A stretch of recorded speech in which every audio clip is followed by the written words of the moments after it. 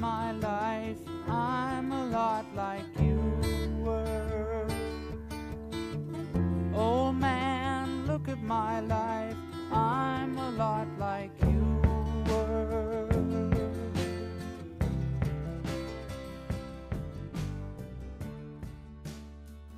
I was in the middle of poverty. I grew up on the side of a mountain with dirt floors. A dad that was a coal miner who was blind, and the state of West Virginia gave us $110 a month for all of us to live, 6 of us. I started going out at 12 and 14 years old making money feeding the family. And when I ran into pool, I kind of got smitten by it. I was a natural at it, and I've played pool and run 150 balls easy. And I won 9 and 10 straight games of one pocket without my opponent getting out of his chair. And if I couldn't beat them at pool and they were a little more skilled than me, I could out-gamble them. To be honest with you, I raised 4 kids, and for 5 years I wired money home from the road. And what did I do out on the road? Orneriness. I was married out on the road playing with women. You know, I mean, it was going to bars, hustling. It was just hustle, hustle, hustle. We're on our way to Huntington, West Virginia to see his brother to borrow money. I'm 5 years old. Car breaks down on 64, somewhere between Charleston and Huntington. Guy pulls over and says, hey, let me take you up to the next place. There's a Exxon up there. So we go up there, Dad talks to the guy, and the guy loans him a set of jumper cables. And the guy does a big U-turn, goes all the way back around again, brings us back to the car. And guy jumps the car off, it starts up, Dad puts cables in the trunk, thanks to the guy, and he drives away. So we start driving down the interstate, and I said, Dad, that guy was pretty nice at the gas station to loan you his jumper cables. Dad said, yes, he was. He said, you know, usually they make you leave a deposit or a driver's license or something for your jumper cables. And we passed the exit, and I looked over at my dad, and he goes, he won't make that mistake again. I thought, oh my goodness, whose kid am I? And my granddad will tell you, he tells this to everyone too as well. He said, my dad has always been the best at a conference table. If you get him in an office setting with business, hands down, there's no one else I know or he knows that knows how to negotiate and motivate and train and do that kind of stuff. My grandpa, he said, is he perfect at the kitchen table. In home, communicating with people, telling stories. There's no one better that my dad or myself know that can do that aspect of it. There's no way mentioning my dad and you can't say he's a storyteller. He loves to tell a good story. Sometimes it's humorous, sometimes it's jokes, but he's just been a big storyteller all of his life, and people recognize that for sure. The story about my dad that probably means the most, and it probably affects everything we're talking about here the most, is horrible family.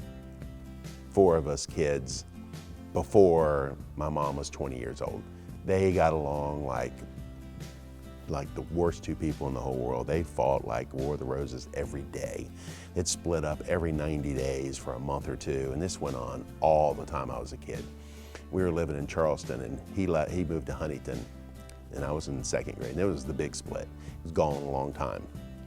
Came back a couple times, brought us gifts. Mom would sit on the porch and just cuss him out, telling him we ain't got food and you're coming around here like some big shot in your big fancy LTD and your Agner jackets and thinking you're hot stuff and your kids aren't even eating. And us kids were just glad to see our dad, you know? And so eventually we moved 3 times that summer.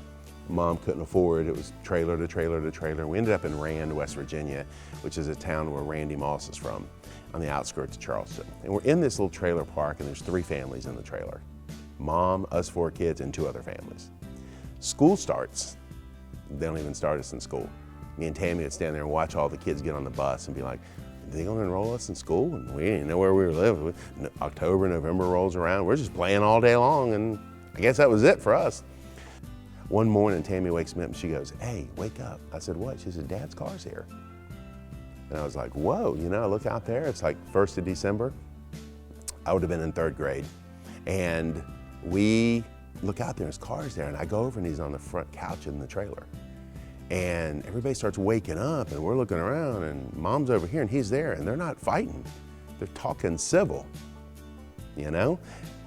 So as kids are like, hey, well, what's going on? You know what I mean? They're talking like 2 people. And he gets a phone book out and he says, come with me. And I jump in his LTD, we go up the thing and he gets a U-Haul. And he comes back, puts it on the bumper hitch. We load up. It was December 12th, I think, 1971. We load the back of the U-Haul up. We all 4 get in. Peace out, West Virginia. We moved to Virginia that day. I think now about what kind of a man would have to go back into, a situation with his kids where poverty, the worst kind, a marriage that wasn't working, had it all in Huntington. He had a nice house, a nice job and all that. And I know that he's told me many times he couldn't take, the thought of seeing his children in that, that state. So I guess when you look at me and Tammy and Robin and Vicky, you'd have to say, where would we be if we, life does take some weird turns, but our dad chose, to come get us and pick us up and say, I'm gonna go take them and provide a better life for them instead of doing my thing and hanging out and chasing girls and forgetting about my family. So for that, I think I always will be indebted, and I think it's a good trait that he didn't turn his back on his family. Old man, look at my life, 24 and there's so much more. Live alone in a paradise that makes me think of two. Love lost, such a cost. Give me things that don't get lost, like a coin that won't get tossed, rolling home to you.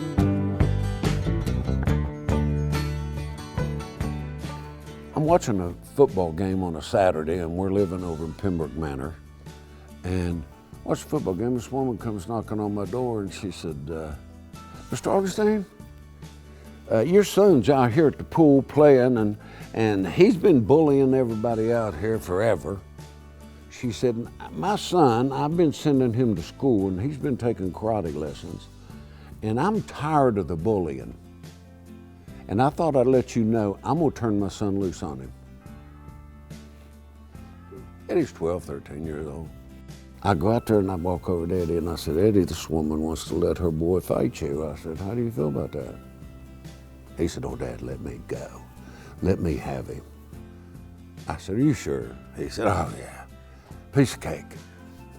And this kid tells Eddie, he said, before the fight gets started, he said, I want to tell you something. I've been taking karate lessons for the last 2 years, and I'm gonna whip your ass. Eddie said, I don't care what you've been doing. He said, I'm gonna whip your ass before they get here. He's thinking somebody's bringing some karate guy in. And Eddie tells him, I'm gonna whip you before he gets here. I thought, oh, what a mindset. I was sitting there thinking to myself, he's already whipped this guy in his mind. One of the differences between the two of us is he's very, I'm not gonna say OCD, but very organized. You look at his desk, there isn't a thing out of place. There's no scrap piece of paper that doesn't need to be there. He's got everything on his calendar, color coordinated, and I am the exact opposite. I've got sticky notes of things that end up on the ground of meetings, and I'm kind of disheveled and unorganized, and so those are two of the big differences between us. The largest giver I've known in my life. And that includes giving anything. I think it has a whole lot to do with his business. I think it has a lot to do with his success. I think that God rewards him for that. And I say the other last word I would use to describe my dad is gracious. So seeing him in this business surrounded by people that work for him and family members, he really sees the value invested in people. So he does everything he possibly can of getting people houses, helping them pay rent, having to pay bills for them, getting car. I mean, just doing a ton of different things. Some people get vehicles to get to work and stuff like that, that most people wouldn't do or wouldn't have any interest in doing whatsoever. I've had my license 3 different times. I couldn't do what he done. 3 different times I shut down, paid everybody off, got out clean, but couldn't do what he done. It ain't easy. And this boy, when you get 50 people willing to follow you, and 200 or 300 employees, you're doing something right. Take a look at my life, I'm a lot like you. I need someone to love me the whole day through. One look in my eyes and you can tell that's true. I see things in my dad that I definitely see in my son. One is they both are fascinated with clothing and getting dressed and looking good and matching their outfits up, and it's like they've got this little link that they can stand in the mirror for hours and get ready in the morning, and they're both just into that, and they're in the stitch is what I like to say. The other is the carefree side. You know, I'm kind of in the middle where I'm not as carefree, I'm more uptight. Both of them are just so carefree. It's just, I'd give anything to live that peaceful where they just, you want to know which way they go, put them in the wind and see where they blow. Tyler is probably the most loyal human being I've ever met on earth. His mother is a very loyal person. When he makes his mind up to stick to something, he's extremely, extremely loyal. Another thing about him is he's a very peaceful person, and the word I would use is unobtrusive. He just doesn't squash on people's feelings. He doesn't upset anybody. He's the kind of person when he walks into a room, however long he's there, he leaves it. Everybody's happier when he left the room than they was before he got there. His phone rings all the time. People ask him to do things. He's the kind of person people want to be around. And he listens very well. And I would say considerate, extremely considerate. Considerate, dedicated, loyal. Those would be good words.